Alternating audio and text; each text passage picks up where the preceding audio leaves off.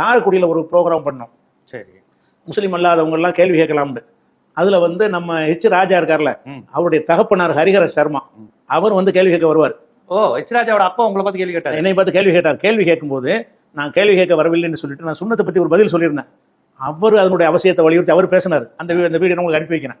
சுன்னத்து செய்யணும், கண்டிப்பா செய்யணும், அதை நான் வரவேற்கிறேன், அனைவரும் எல்லா மதத்தவரும் செய்யணும், அது ரொம்ப ஆரோக்கியமானதுன்னு யார் அந்த ராஜாவுடைய தகப்பனார் பேசுறாரு. அவங்க இப்படி பேசுறாங்க, அது கரெக்டா இருக்கு போய் தான். இது இஸ்லாம் சம்பந்தப்பட்டதை பார்க்காம இதுல ஒரு நன்மை இருக்குது என்கிற வகையில தான் நேர்மையான பார்வை உள்ளவங்க சொல்றாங்க.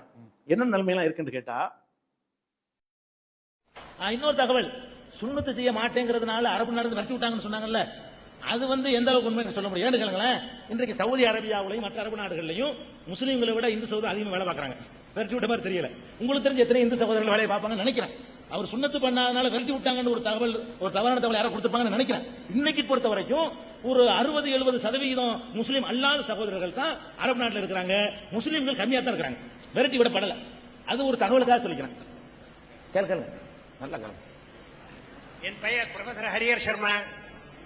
அழகப்பா யூனிவர்சிட்டி பல்கலைக்கழகத்தில் பேராசிரியராக இருந்து ப்ரொஃபசர் ஹரிஹர் சர்மா மிசல் அழகப்பா யூனிவர்சிட்டியில் ப்ரொஃபசராக இருந்து ரிட்டையர் ஆனவன்.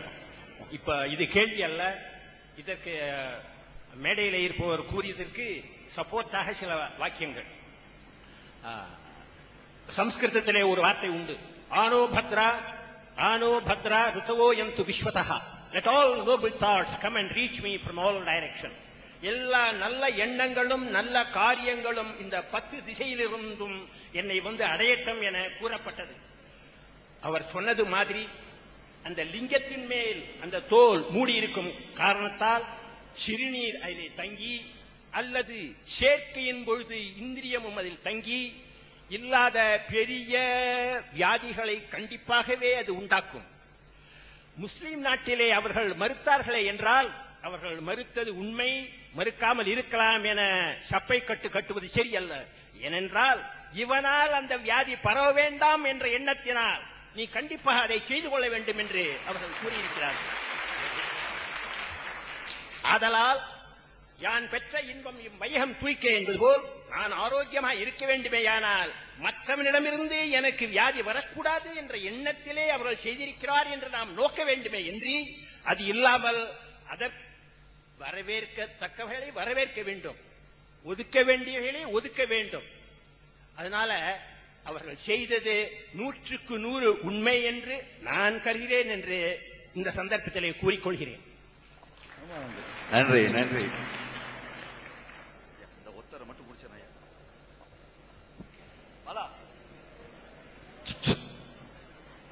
முதலிலேயே என் பெயரை கூறினேன்.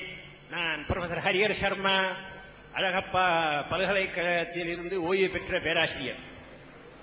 முதலிலேயே கூறினேன், எந்த நிலைமையிலும் நமக்கு சாதகமானவற்றை எல்லோருக்கும் நல்லது செய்வற்றை ஏற்றுக்கொள்ள வேண்டும், ஏற்றுக்கொள்ளக்கூடாத ஐட்டங்களை பேசி தீர்த்துக் கொள்ள வேண்டுமே ஒழிய வன்முறை எங்குமே தகாது, எப்பொழுதுமே தகாது என்ற அடிப்படையிலே சில விளக்கங்களுடன் முடிவிலே எனது கேள்வியை கூறுகிறேன். இந்த குடும்ப கட்டுப்பாடு என்று கொண்டு வந்ததை காட்டிலும் மடத்தனமான ஒரு செயல் இந்த உலகத்திலேயே கிடையாது என்பதை நான் ஆமோதிக்கிறேன். காரணம் என்னவென்றால், எனது தகப்பனாருக்கு நான் 13வது பையன்.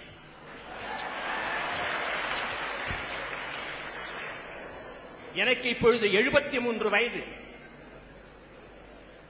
இந்த ஊரிலே கடந்த 45 ஆண்டுகளாக இருக்கிறேன். பலருக்கு தெரியும், கண்ட இடங்களில் என்னை பார்க்க முடியாது.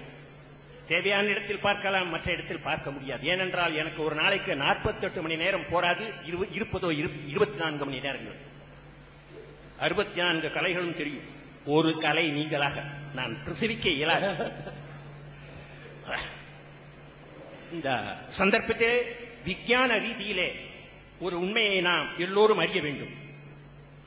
எந்த பொருளுக்கும் அழிவு என்பதே கிடையாது. பார்க்கக்கூடியதோ பார்க்க முடியாததோ எந்த பொருளாயிருந்தாலும் அதற்கு அழிவு என்பதே கிடையாது. கீதையிலே பகவான் கிருஷ்ணன் கூறினார், வாசாம்சி ஜீர்ணானி யதாவிகாய நவானி கிருண்ணாதி நரோபராணி. எவ்வாறு நாம் நமக்கு ஒரு கிழிந்து போன சட்டைக்கு பதிலாக வேறொரு சட்டை வேண்டும் என்று நினைக்கிறோமோ, இதை தூக்கி எறிந்துவிட்டு கடைக்கு செல்வது அல்ல. கடைக்கு போய் துணியை வாங்கி சட்டை தைத்துக் கொண்டு பிறகுதான் இந்த சட்டையை நாம் வெளியே எறிகிறோம். அதே போன்று இந்த உடலானது வாழ்வதற்கு அல்லது எந்த உடலாய் இருந்தாலும், பூச்சியின் உடம்பாய் இருந்தாலும் சரி, தாவரத்தின் உடலில் இருந்தாலும் சரி, மனித ரூபத்தில் இருந்தாலும் சரி, ஒரு உயிரானது தான் மேலும் வாழ்வதற்கு தகுதியற்றது என்று எப்பொழுது தீர்மானிக்கின்றதோ தனக்கு என ஒரு இடத்தை தேர்ந்து கொண்டுதான் அது இந்த உடலை விடுகின்றது. மறுபிறவி என்ற தன்மையானது எங்கோ சென்றுவிட்டு இங்கே மறுபடியும் பிறக்கிறான் என்பதற்கு இடமே இல்லை. நீர் ஆவியாக மாறும், ஆவி மேகமாக போகும், அந்த மேக கூட்டங்களானது மழையாக பெய்யும், சமுத்திரத்தில் உள்ள ஜலமானது ஆவியாக சென்று மழையை பெய்யும். இடம் மாறுபடும், ஆனால் அளவு மாறுபடாது. எந்த பொருளுக்கும் விஞ்ஞான ரீதியிலே மாற்றம்தான் உண்டு, அழிவு என்பது கிடையவே கிடையாது. அந்த ரீதியிலே மனிதர்கள் மாத்திரம் எவ்வாறு கூட பிறக்கிறார்கள் என்ற கேள்விக்கு ஓர் பக்கத்திலே அழிவு வேலை நடந்து கொண்டிருக்கிற காரணத்தால் அந்த இனங்கள் மனித பூச்சிகளாக பிறக்கின்றன. கெட்ட தன்மையும் மிகுதியாகவே வருகின்றது. காட்டு இனங்கள் அழிக்கப்படுகின்றன, தாவரங்கள் அழிக்கப்படுகின்றன, பல வகையிலே மற்ற இனங்கள் அழிக்கப்படும் பொழுது மனித இனம் அழிக்கப்படாத காரணத்தால் மனித இனத்தின் எண்ணிக்கையானது கூடிக்கொண்டே வருகின்றதை உடைய உயிர், எல்லா உயிர்க்கும் பிறவி உண்டு. அது பூச்சியாக இருக்கலாம், தாவரமாக இருக்கலாம், மனிதனாக இருக்கலாம். ஆதலால் தான் அவனுக்கு ஆண்டவனின் பெயரை சொல்லி நமக்கு மேற்பட்ட ஒரு சக்தி என்று இருப்பதை நாம் உணர்ந்தால்தான் நாம் பயப்படுவோம். அது இல்லாவிட்டால் அவன் தோல் தட்டி கொண்டு கொக்கரிப்பானே ஒழிய அவன் பழிந்து செல்லமாட்டான். அந்த காரணத்தால் தான் இந்த நிலையானது ஏற்பட்டு இருக்கின்றது. மேற்கொண்டு தாங்கள் தொடக்க உரையிலே கூறினீர்கள், ஆண்டவனுக்கு மனித தன்மையே கிடையாது, எல்லாத்திற்கும் அப்பாற்பட்ட உயர்ந்த மனிதன்.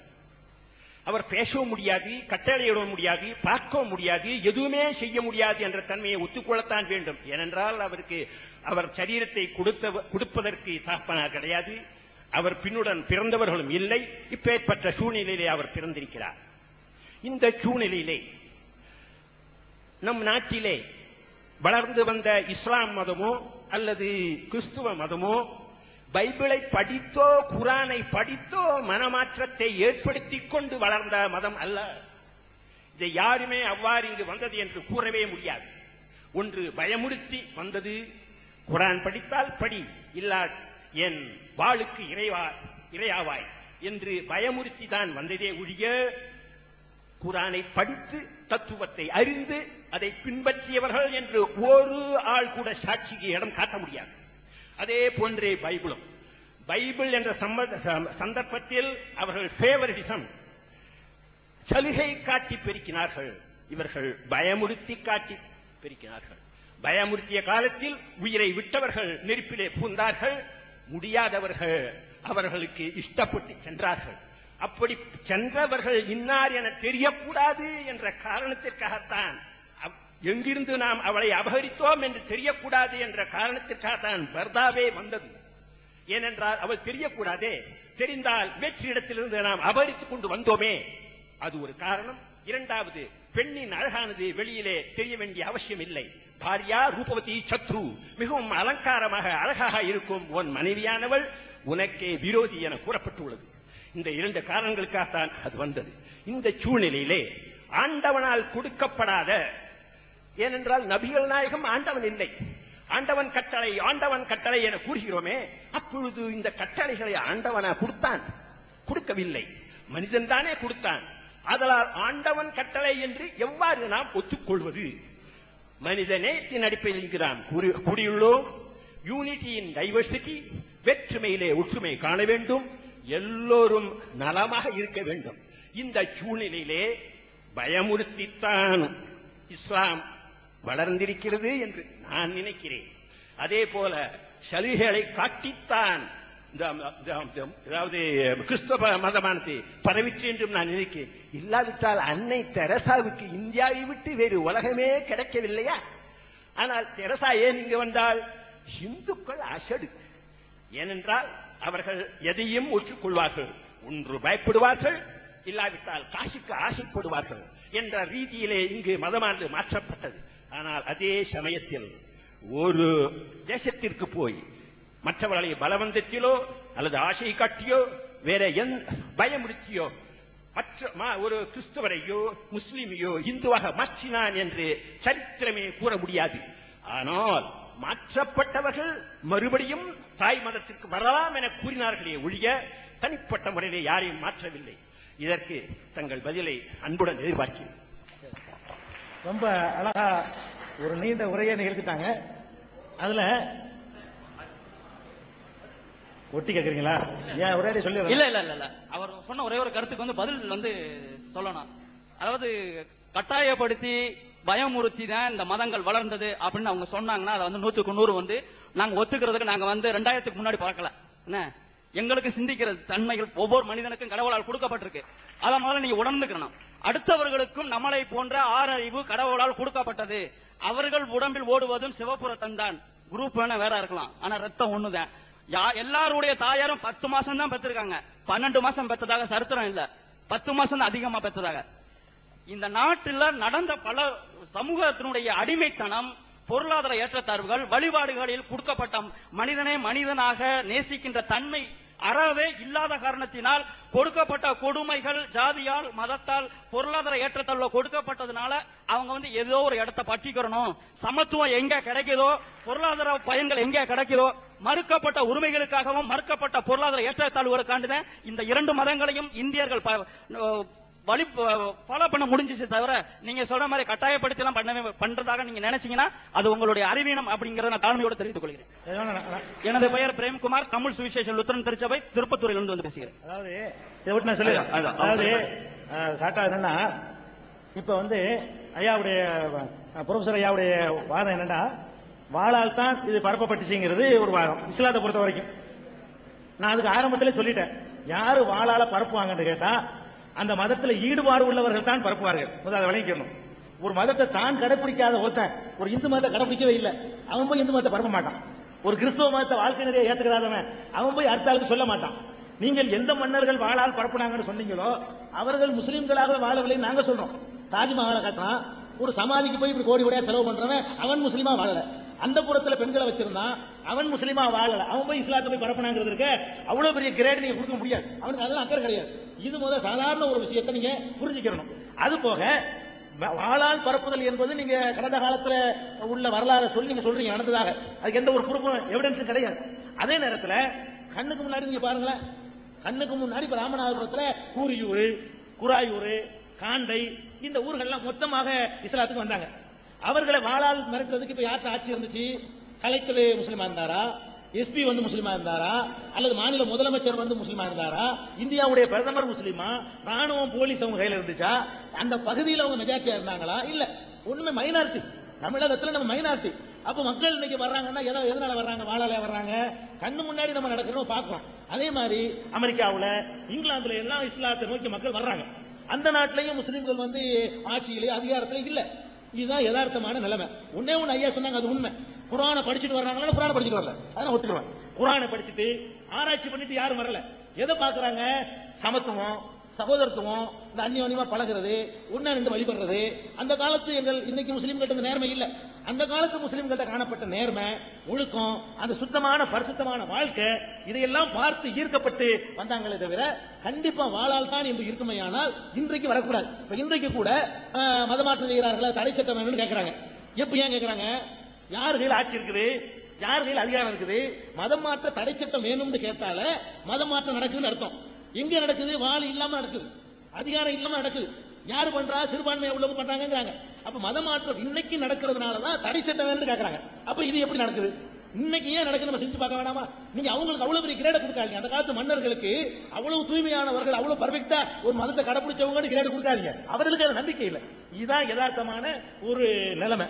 உடனே அதை தொடர்ந்து ஐயா அவர்கள் கேட்டது என்னன்னு கேட்டா, இப்ப நபிகள் நாயகம் ஒரு வேதத்தை சொன்னாரு, அவரு தான் கடவுளுடைய வேதங்களுக்கு என்ன ப்ரூஃப் அதையும் கேட்டாங்க. அவங்களுடைய இதுல நபிகள், அவர் ஒரு மனிதர், அவர் கடவுள் ஒன்றும் கிடையாது.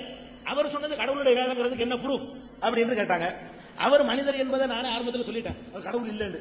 ஆனா அவர் குர்ஆன் சொன்னாரு, அது இறைவனுடைய வேதம் தான் என்பதற்கு ப்ரூஃப் இருக்கு. குர்ஆன் என்பது கடவுளுடைய வேதம் என்பதற்கு நிறைய ப்ரூஃப்கள் இருக்கு. என்ன ப்ரூஃப்? அந்த வேதம் தான் ப்ரூஃப். எதை கடவுளுடைய வேதம் அவர் நபிகள் நாயகம் வந்து சொன்னாரோ அது கடவுளால் எழுதப்பட்டு இருந்தால், கடவுளால் வழங்கப்பட்டு இருந்தால் என்ன தரத்தில் இருக்க வேண்டுமோ அந்த தரத்தில் இருக்கிறது. அதான் எங்களுக்கு இருக்கிற ஒரே ஒரு ப்ரூஃப். அது என்ன தரம் கேக்குறீங்களா? இப்ப நம்ம 20ஆம் நூற்றாண்டுல வாழ்றோம். இந்த 64 கலைகள்ல ஒரு கலை விட்டுட்டு 63 கலையை ஐயா அவர்கள் கற்றிருக்கிறார்கள். அப்ப இப்படிப்பட்ட ஒரு காலகட்டத்தில் அவர்களுக்கு எல்லாமே தெரியும். அந்த காலத்துல எல்லாம் இந்த பூமி, நம்ம வாழ்ற பூமி இருக்குத, இது தட்டேன்னு தான் நினைச்சிட்டு இருந்தான். எல்லாருக்கும் தெரியும், தட்டேன்னு நினைச்சான். இந்த ஒருத்தன் உருண்டேன்னு சொன்னா கலிலேயோங்கிறவன், அவனை போட்டுக்கிட்டு படுத்தின பாடு நமக்கு தெரியும், எல்லாருக்கும் தெரியும். அப்ப திருக்குறான் நீங்க புரட்டி பார்த்தீங்கன்னு சொன்னா, கலிலேயோவுக்கு முந்தின நபிகள் நாயகம் அவர்கள் குரான் சொல்றாங்களே, அதுல பூமி உருண்டேன்னு இருக்குது, பூமி சுத்துன்னு இருக்குது, எல்லா கோள்களுமே சுழன்று கொண்டிருக்கின்றன அப்படிங்கிற ஒரு உண்மை சொல்லப்படுது. அதே மாதிரி ஆகாயத்திலிருந்து விண்கற்கள் விழுந்து பாருங்க, அந்த கற்கள் எப்படி விழுகுதுங்கிற அதனுடைய உண்மைகள் இன்னைக்கு இருக்குது. மலைகள் எல்லாம் பூமியில் முளைகளாக நாட்டப்பட்டிருக்குன்னு சொல்லி இன்னைக்கு கண்டுபிடிச்சுறான அந்த அறிவியல் உண்மை இருக்குது. அதே மாதிரி சூரிய சந்திரனுடைய இயக்கங்கள் இருக்குது. கருவுடைய வளர்ச்சி எப்படி இருக்குதோ குரான்ல சொல்லப்படுதோ அப்படித்தான் இந்த 20ஆம் நூற்றாண்டு விஞ்ஞானமும் சொல்லுது. அப்ப எழுத படிக்க தெரியாத ஒருத்தர், ஒண்ணும் தெரியாத ஒருத்தர் சொன்னால் எப்படி இருக்குமோ அப்படி இருக்கல. எல்லாத்தையும் தெரிந்த ஒரு கடவுள் சொன்னால் எப்படி இருக்குமோ அந்த தரத்தில் குரான் இருக்கிறது. உங்கள்ட்ட இப்ப சொல்றேன், எங்களுடைய வணக்க வழிபாடு இருக்குல்ல, தொழுகை, இந்த நோன்பு, இந்த மறுமை, இந்த மாதிரி விஷயங்களை தவிர்த்துட்டு குரான்ல உலகம் சம்பந்தமா என்ன சொல்லப்பட்டிருக்கோ அது 20ஆம் நூற்றாண்டுக்கு பொருந்தலன்னு ஒண்ணு எடுத்து காட்ட சொல்லுங்க பார்ப்போம். முடியாது. பூமியை பத்தி, சூரியனை பத்தி, சந்திரனை பத்தி, காற்றை பத்தி, மழையை பத்தி இதெல்லாம் குரான் பேசுது. எப்படி பேசுது தெரியுமா? இன்றைய விஞ்ஞானி எப்படி பேசணும் அப்படி பேசுது. இந்த நம்பிக்கைகளுக்கு நம்ம வந்து பக்கத்து ஆதாரம் காட்ட இயலாது. நாங்க தொழுகிறோம் அப்படி தொலை சொல்லி கட்டல, நாங்க நோன்பு வைக்கிறோம் அப்படிங்கிற கட்டல, நாங்க வந்து ஹஜ் பண்றோம் அது எங்களுடைய கட்டளை. இதை நீக்கிட்டு பாத்தீங்கன்னா பூமி படைக்கப்பட்டது, வானம் படைக்கப்பட்டது, வானத்தில் உள்ள விஷயங்கள், பூமியில் உள்ள விஷயங்கள், பூமியில் அடியில் உள்ள விஷயங்கள், மனிதனுடைய உடற்கூறு, அவனுடைய உள்ளுக்குள்ள விஷயங்கள் எல்லாத்தையும் குரான் பேசுது. எப்படி பேசுதுன்னு கேட்டா, இன்றைக்கு விஞ்ஞானிகள் ஆராய்ச்சி பண்ணி சொன்னால் எப்படி இருக்குமோ அப்படி பேசுது. ஒரே ஒரு உதாரணம், இது விஞ்ஞானம் ஒரு தலைப்புல நான் பேசியிருக்கேன் தனியா, குரான் விஞ்ஞானம். ஒரு சின்ன உதாரணம் பாருங்க. நம்ம உலகத்துல பல கடல்கள் இருக்குது, செங்கடல், கருங்கடல், பல விதமான கடல்கள் இருக்கு. நீங்க கன்னியாகுமரிக்கு போனா கூட 3 கடலை பார்க்கலாம். திரிவேணி சங்கமம் 3 கடலும் ஒன்னா சங்கமிக்கிற காட்சியெல்லாம் பார்க்கலாம். அப்ப இந்த கடல்கள் இருக்கு பாருங்க, ஒரு கடல் ஒட்டிக்கிட்டு தான் இருக்கும். செவரு எழுப்பிலாம் தடையெல்லாம் போட்டு வைக்கல, கடல் கடலா தான் இருக்குது. இது ஒரு கடல், இது ஒரு கடல், 2 தண்ணி ஒன்னா ஒட்டிக்கிட்டு தான் இருக்குது. இதை பற்றி குரான் எப்படி பேசுதுன்னு கேட்டா, 2 கடல்கள் ஒன்றோடு ஒன்று சங்கமிக்கின்றன. குரானுடைய வசனம் மரஜல் பஹரைன் எல்தகியான் டெக்ஸ்ட் இது. 2 கடல்கள் ஒன்றோடு ஒன்று சங்கமிக்கின்றன. 2க்கு மத்தியில கண்ணுக்கு தெரியாத ஒரு திரை இருக்கிறது. அதனால் 2ம் ஒன்றோடு ஒன்று கலந்து விடுவதில்லை. இது குரானுடைய வசனம். 2 கடல் தண்ணீரை கொண்டு ஆராய்ச்சி பண்றான். 2னுடைய அடர்த்தி, அதனுடைய உப்பு, இதனுடைய உப்பு, அதுல உள்ள ஆக்சிஜன், இதுல உள்ள ஆக்சிஜன் எல்லாத்தையும் ஆய்வு பண்ணி பார்க்கறான். 2 வித்தியாசமா இருக்கு, ஒட்டிக்கிட்டு தான் இருக்கு, சேர மாட்டேங்குது. 2க்கு இடையில ஒரு திரை இருக்குது, கண்ணுக்கு தெரியாத திரை இருக்குன்னு குரான் சொல்லுது. இது எப்படிங்க ஒரு முகமதுக்கு காட்டுமிராண்டி காலத்தில் உள்ளவர் சொல்ல முடியும்? இன்றைக்கு 20ஆம் நூற்றாண்டுல ஆராய்ச்சி பண்ணி சொல்ல வேண்டிய ஒரு மெசேஜ் அந்த காலத்தில் இப்படி சொல்ல முடியும்? இப்படி கடலை பத்தி பேசினாலும் இன்றைக்கு சொன்னால் எப்படி அப்படி இருக்குது. எதை பத்தி பேசினாலும் சரி, நான் சென்ற வாரம் கூட, சென்ற நிகழ்ச்சி கூட சொன்னேன், நம்ம தேன் சாப்பிடுறோமே, இந்த தேன் வந்து எப்படி உண்டாகுது? வயிற்றுல இருந்தா உண்டாகுது, நம்ம வாயிலிருந்து உண்டாக நினைச்சிட்டு இருக்கோம் எல்லாருமே. இப்ப கண்டுபிடிக்கிறான், தேனுடைய வாயிலிருந்து, தேனியுடைய வாயிலிருந்து தேன் வர்றது இல்ல, வயிற்றுல இருந்தா மிக்ஸ் ஆகி உள்ள போய் தயாராயித்தான் வருது. அதை குரான் அப்படியே சொல்லு, தேன் சாப்பிடுறீங்களே, தேனியுடைய வயிற்றிலிருந்து உங்களுக்கு மதுரமான பானம் கிடைக்கிறது. இது எப்படி அன்னைக்கு சொல்ல முடியும்? அன்னைக்குள்ள ஒரு மனிதனுடைய வார்த்தையா இது எப்படி எனக்கு தெரியும்? இன்னைக்கு நம்ம நிறைய பேருக்கு தெரியாத, 20ஆம் நூற்றாண்டுல வாழக்கூடிய நமக்கு நிறைய பேருக்கு தெரியாத விஷயங்கள், விஞ்ஞானிக்கு மட்டும் தெரிஞ்ச விஷயங்கள் முகமதுக்கு தெரிஞ்சிருக்கு. இந்த குரானை எடுத்துக்கொண்டு தொழுகை, நோன்பு போன்ற விஷயங்களை தவிர்த்துட்டு, சொர்க்கம் நரக தவிர்த்துட்டு, இந்த உலகத்தை பத்தி குரான் என்ன சொல்லுன்னு பாத்தீங்கன்னா, ஒரு விஞ்ஞானி இன்னைக்கு என்ன சொல்லுவான் அப்படி சொல்லுது. ஒண்ணு மாத்திரம் சொல்லல, ஒண்ணு எடுத்துக்கொண்டு இது இன்னைக்கு பொருந்தாது சொல்லவே முடியாது. அதனாலதான் நாங்க அவர் தன்னை கடவுள் தூதர் இருந்தாரு, இது கடவுள் வேதம் என்று சொன்னாரு, அதுக்கு தகுதியா இருக்கு. அது மாதிரி தெரிகிற விரும்புனீங்கன்னு சொன்னா உங்களுடைய ஆர்வத்தை பொறுத்து குரானும் விஞ்ஞானமும் என்ற தலைப்புல கடிதம் எழுதினால் உங்களுக்கு இலவசமா நம்ம கேசட் அனுப்புவோம். எல்லாருக்கும் தந்துடலாம், சும்மாச்சும் வாங்கிடக்கூடாது இல்லையா?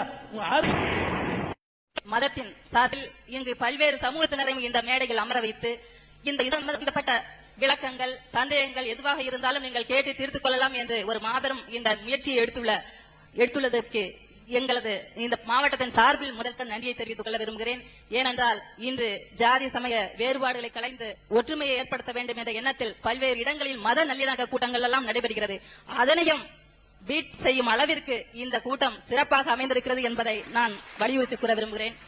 நான் பிறந்தது பாசிப்பட்டணம் என்ற முறையில் உங்களிடம் நான் கூறுகிறேன். அங்கு முஸ்லிம் சமுதாய மக்களிடம் நாங்கள் அண்ணன் தம்பிகளாக, அக்கால் தங்கைகளாக பழகி வந்திருக்கிறோம். நாங்கள் முதலில் வழிபடும் தெய்வமும் சர்தார் நைனா முகமது ஒலிவுல்லாஹ் அவர்கள் தான். அதை கூறுவதில் நான் இந்த நிகழ்ச்சியில் பெருமைப்படுகிறேன். அந்த அளவிற்கு எனக்கு ஒரே ஒரு சந்தேகம் இருக்கிறது. ஆணும் பெண்ணும் சேர்ந்ததுதான் உலகம். அந்த பண்டை காலத்தில் பெண்கள் ஒரு போகப் பொருள். அது அந்த சுன்னத்துங்கிற விருத்த சேதனம்னு சொல்கிறாங்கல்ல, இதை பொறுத்த வரைக்கும் இந்த வரலாற்று ரீதியாக நீங்கள் கேட்டதையும் பார்ப்பதோட இந்த ஒரு செயல் நல்லதா கெட்டதாங்கிறத சேர்த்து பார்க்கணும். அது ரெண்டாவது நான் சொல்கிறேன். வரலாற்று ரீதியாக எடுத்துக்கிட்டீங்கன்னு சொன்னால் இஸ்லாமிய நம்பிக்கை பிரகாரம் இதை முதல்ல வந்து இப்ராஹிம் நாங்கள் சொல்கிறோம்ல, யூதர்களும் கிறிஸ்தவர்களும் ஆபிரகாம் சொல்லுவாங்க. அந்த ஆபிரகாம்ங்கிற இறை தூதர் வழியாகத்தான் ஃபர்ஸ்ட் ஆரம்பிக்கப்படுது. அவர் தான் இதை செய்யணும்னு ஒரு சட்டத்தை இறைவன் கொடுக்குறார். அதன்படி ஆபிரகாமும் அதை விருத்த சேதனம் பண்ணார் அவருடைய பிள்ளைகளுக்கு. அதை பின்பற்றி யூத சமுதாயத்திலையும் இந்த விருத்த சேதனம் பண்ணக்கூடிய வழக்கம் இருந்தது, இன்னைக்கும் இருக்கிறது. Okay okay. யூதன்னா சுன்னத் பண்ணிடுவாங்க கண்டிப்பா. அது ஒழிக்கப்பட்டிருக்கல. இன்னைக்கு நடைமுறையில் என்ன செய்யறாங்கன்னா யூத சமுதாயத்துல பண்றாங்க. அந்த அரபு சமுதாயம் பண்ணுவாங்க. முகமது நபி இல்ல, அதுக்கு முந்தி அரபிகளை முகமது நபி இருந்தாங்கல்ல, அவங்க வந்து நபியான பிறகு அவங்களுக்கு சுன்னத்து பண்ணல, அவங்க பிறகும்போதே பண்ணிட்டாங்க. நபிகள் நான் எதிர்த்தாங்கல்ல, அவ்வளவு பேர் சுன்னத்து பண்ணிருந்தோம். அப்ப இஸ்லாம் மதம் சொல்லி பண்ணல, ஆபிரகாமுடைய வழிமுறை.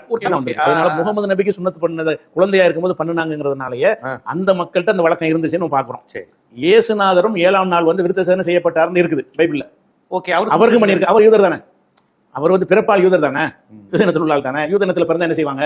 சுன்னத்து பண்ணிடுவாங்க. இயேசுநாதரும் சுன்னத் செய்யப்பட்டவர் தான். அது உறுதியான செய்தியா? கிறிஸ்தவர்கள் அனைவரும் ஏற்றுக்கொண்ட செய்தி, அவருக்கு செய்யப்பட்டதுங்கிறத. அது எப்ப மாறுதுன்னு கேட்டா, இந்த பவுல் அடிகள்னு ஒருத்தர் தான் இந்த கிறிஸ்துவத்தை மறுவடிவத்தை கொண்டு வர்றாரு. ஜான் பால்ங்கிறாங்கல்ல, சொல்றாங்கல்ல பவுல் அடிகள், சவுல்னு முதல் அவருக்கு பேரு. இந்த பவுல்ங்கிறவர் என்ன செய்யறாருன்னு கேட்டா, இயேசுநாதருடைய கொள்கைக்கு எதிராக இருந்து இந்த கிறிஸ்தவம் இப்ப சொல்றாங்கல்ல, இதை வந்து உண்டாக்குன்னு அவர் தான். இந்த கிறிஸ்தவங்கிற இந்த கிறிஸ்தவம்னு சொன்னா அனைவரும் பாவியா, அதாவது முதல் மனிதன் பாவம் செஞ்சான், அதனால எல்லாரும் பாவியா பிறக்கிறார்கள். அந்த பாவத்தை சுமந்து கொள்வதற்காக இயேசு தன்னையே பலியாக்கினார் அப்படின்னு நம்புறதுதான் கிறிஸ்தவம். இந்த ஒரு கான்செப்டை கொண்டு வந்தவர் யாருன்னா அந்த பவுல் அடிகள் தான் கொண்டு வர்றாரு. அவர் தான் என்ன செய்யறாருன்னு கேட்டா, ஏற்கனவே இல்ல சில விஷயங்களை வந்து தளர்த்துறாரு. அவர் சொல்லுங்க ஏத்துக்கிறாங்க. இயேசு சொன்னதை விட, அவங்களுடைய நியாய பிரமாணத்தில் உள்ளதை விட இந்த பவுல் அடிகள் சொன்னதை தான் இவங்க ஏத்துக்கிட்டு இருக்காங்க கிறிஸ்தவர்கள். ஆச்சரியமா இருக்குது.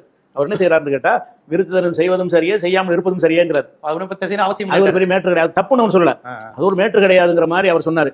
அதன் அடிப்படையில் தான் கிறிஸ்துவ சமுதாயத்துல வந்து ஆரம்பத்துல விட்டுட்டாங்க. ஆனா இப்ப வந்து மேற்கத்திய நாடுகள்ல செய்யறாங்க. மேற்கத்திய நாடுகள்ல எல்லா பிள்ளைகளுக்கும் சுன்னத்து பண்றதை ஒரு வழக்கமா தான் வச்சிருக்காங்க. அப்ப இந்த சுன்னத்து என்பது ஆபிரகாம் வழியாக வந்தது. அது வழியாக வந்த அடிப்படையில நபிகள் நாயகத்தின் எதிரிகளாக இருந்த நபிகள் நாயகம் யாரெல்லாம் சந்திச்சாங்க? கிறிஸ்தவர்களை சந்திச்சாங்க, யூதர்களை சந்திச்சாங்க, அங்க உள்ள பல தெய்வ வணக்கக்காரங்களை சந்திச்சாங்க. அவங்க எல்லாருமே சுன்னத்து பண்ணப்பட்ட ஆளுக்கு தான். அந்த அரபு தீபகற்பத்தில் உள்ள எல்லா. அப்ப இது ஒரு மத புத்தகம் போதிக்கல, இயல்பா கலாச்சாரத்துல இல்ல. நபிகள் நாயகம் அதை வந்து வலியுறுத்தி இருக்காங்க. இந்த இப்ராஹிம் வந்து அவங்க வந்து வழக்கம் செஞ்சுட்டு இருந்தாங்க. இல்ல, அதான் இஸ்லாம் போதிப்பதற்கு முன்னாடி இருக்கும். பல தெய்வத்தை வணங்கிட்டு இருக்கும் போதே சுன்னத் பண்ணிட்டாங்க. ஆபிரகாம் செஞ்சார். அப்படி அவங்க ஆபிரகாம் வழிபுற தானே. பல தெய்வ வணக்கத்தில் உள்ளவங்களும் ஆபிரகாம் எத்திருந்தாலும் ஏக இறைவன் கோட்பாடுக்கு வந்திருப்பானே. ஏக இறைவன் கோட்பாட்டை மட்டும் தப்பா புரிஞ்சுக்கிட்டானே தவிர, ஆபிரகாம் அவர் வழியில வந்ததா சொல்லிட்டு தப்பா நடந்துக்கிட்டான். எல்லாத்தையுமே ஆபிரகாம் தான் செஞ்சாருமா. பல இன்னும் சொல்ல போனா அந்த காபாவுக்குள்ள ஆபிரகாமுக்கு ஒரு சிலையை கொண்டு வச்சிருந்தான். ஆபிரகாம் மதிக்கிறார், அவர் அதெல்லாம் முடிக்க வந்தவர். அவருக்கு ஒரு சிலையை கொண்டு வச்சிருந்தாங்க. முகமது நபி கைப்பற்றின பிறகுதான் அந்த சிலையை உடைச்சு எறிய சொல்றாங்க, தூக்கி எரிஞ்சிட்டாங்க. அப்ப அதுல என்னன்னு கேட்டா, அந்த சுன்னத்துங்கிறது வந்து ஆபிரகாம் காலத்துல சொல்லப்பட்டு வழியா வந்ததை இஸ்லாம் என்ன செய்யுதுன்னு கேட்டா, இதை விட்டுறாதீங்க, இப்ராஹிம் நபி வழியா வந்தது, அனைவரும் செய்யுங்கிறத மத ரீதியாகவும் அதை அவர் சட்டமாக்கினார். ஆனா அதை செஞ்சாதான் முஸ்லீமா இருக்கணும்னு கிடையாது, அது விரும்பத்தக்கதுன்னு சொன்னார். விரும்பத்தக்க இஸ்லாமிய அடிப்படையில் ஒருத்தர் சுன்னத் பண்ணலன்னா அவர் முஸ்லீம் இல்லைன்னு சொல்ல முடியாது. இஸ்லாத்துல ஒருத்தர் இருப்பதற்கு அது கண்டிஷனும் கிடையாது. ஆனா அது சிறந்த ஒரு காரியம் சொன்னார். அந்த அடிப்படையில வந்தது. அதனால வந்து எல்லாரும் தான் செய்யறாங்க, எல்லாருமே செய்யறாங்க. உண்மை இதை கட்டாயமாக்கிடுச்சு இஸ்லாம். கட்டாயம் இல்ல, வலியுறுத்தப்பட சிறந்தது. அதாவது அதுல இருந்தா தான் நீ முஸ்லீமா இருப்ப, அப்படி வலியுறுத்தல. பண்ணிக்கோப்பா, நல்லது, நல்லது, உனக்கு சிறந்தது, அதுக்கு இறைவன்ட்ட கூலி கிடைக்கும், நன்மை கிடைக்கும். அதை செய்யலைன்னா ஒரு இஸ்லாத்தை விட்டு வெளியேற மாட்டார். ஆனா செய்யறது நல்லது. நல்லதுன்னு எதுக்கு சொல்லப்படுதுன்னா, நன்மை இருக்கிற போய் தான் நல்லதுன்னு சொல்லப்படுது.